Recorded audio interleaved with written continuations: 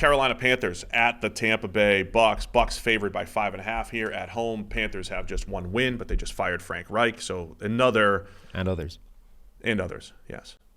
QB coach Josh McCown, Deuce Staley, running back coach.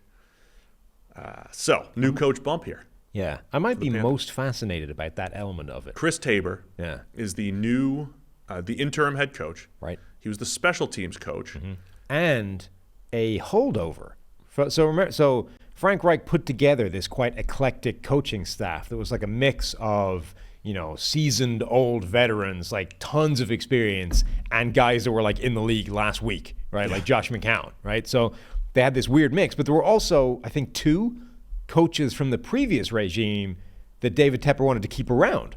One of which was this guy, the special teams coach, who stayed from the previous coaching regime. So they had like 3 different types of coaches in this staff. There was the old grizzled veterans, the brand new coaches, and a couple of guys that were in the last coaching staff that Tepper wanted to keep around. And that's the guy running the show right now with the consultation of Jim Caldwell as just a voice. Yeah. Fascinating. And then this guy comes in and is like, I tell you what, I appreciate that you've gotten rid of Frank. That clearly needed to happen. I also appreciate that I'm now in charge. And the first thing I want to do is get rid of Deuce Staley and Josh McCown. What was happening? Like, was he just, these guys should never be coaching. I can't stand working with them. What was happening? I have no idea. I just think that that's an incredibly interesting element of this whole thing, is that an interim guy who typically I don't know that they even have hiring and firing privileges normally, but this combination of the special teams coach and Jim Caldwell have come in and said, we didn't go far enough getting rid of Frank. I need Deuce and Josh out of the building. Now, Jim Caldwell, he was the guy that came in like week 11 or 12, right, for the Ravens on their Super Bowl run. He came in, took over, I forget, tip of my tongue. Having been the sort of guy that everyone points at for the Lions of like, hey, remember when you thought Jim Caldwell needed to be fired despite like winning games and doing quite a good job, and then everything since that had been terrible until the Dan Campbell period. Yeah, Jim Caldwell's had an interesting career because he won in Indianapolis with Peyton Manning, and a lot of people said, well, it's because and got no credit for that because it was Tony Dungy having left and then Peyton Manning there. So it's like, well, none of this is Jim. And then he does a good job in Detroit. It's like, well, not good enough. And in between there, he was the guy. Remember, the Ravens offense and Joe Flacco didn't look good in 2012. They looked horrendous.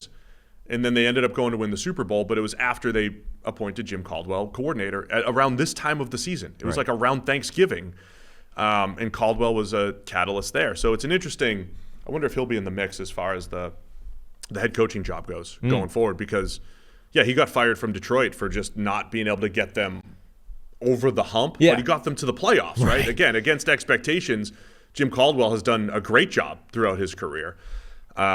So, the same way Jim Caldwell went in and helped Joe Flacco in 2012, is there a world where we're going to start seeing signs of life here for Bryce Young down the stretch for the Panthers? Yeah, I mean, that's all you can look for, right, is everything about this Panthers offense has been awful so far. Is there any change whatsoever getting rid of Frank Reich? Or did we just not even rearrange the deck chairs on the Titanic? Did we just change nothing for the sake of changing?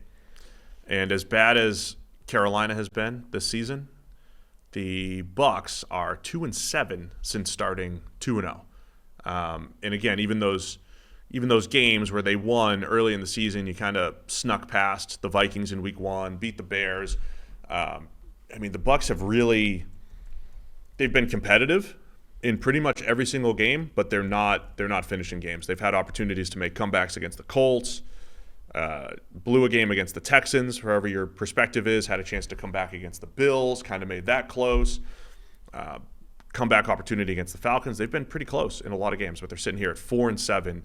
But just like every other team in the NFC South, like the Bucs still legitimately have a chance to win the division because they do play the Panthers twice, and they have the 2 teams that are ahead of them, the Falcons and the Saints, still have those 2 teams on the schedule. Can the Bucs actually make a run here, even though they're 2-7 in their last 9 games? Yeah, I mean, if they can't beat the Panthers, what are they even doing?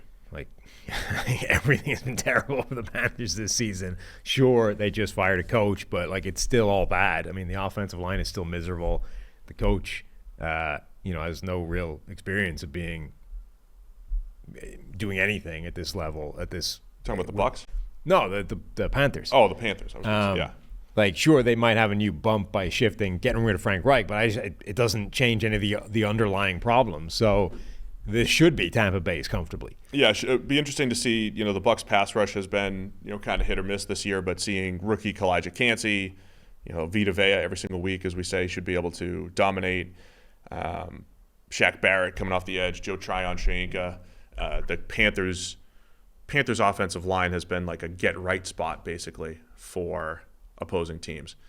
The matchup between Bryce Young in the passing offense and Todd Bowles, I think, is an interesting one because the Bucs defense seems to fluctuate between good and blitz heavy, and they really challenge opposing quarterbacks, and then just giving up so many free big plays. The secondary is not grading very well. They've got second-year Zion McCollum back there struggling because of injuries. This could actually be a spot where the Panthers, if they could scheme it up a little bit better, that they'll have some plays to be made in the secondary. But Bryce Young in that offensive line going up against Todd Bowles and his blitzes, that probably doesn't bode well. So 5.5 for the Bucs. Where are you going with this one? I'm going for the Bucs. I'm not buying that Carolina fix things. All right, I'll do the same. I'm going to do the same. I usually go with the interim coach bump. I usually go that route, but I'm not in this one.